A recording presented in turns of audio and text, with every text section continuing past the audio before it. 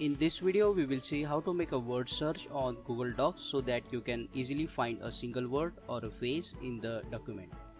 To make a word search, go to the edit option, and under the edit option at the bottom you will see find and replace. You can also use the shortcut Ctrl H.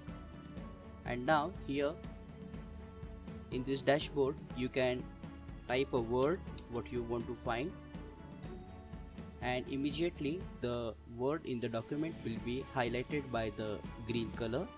If you want to replace this word with another word, you can type that word here in replace with box and then click on replace to replace the word one by one.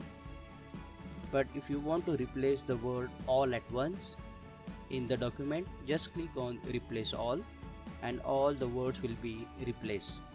If this video helped you, please subscribe and press the bell notification icon to support the channel. It takes only 1 second. Thank you.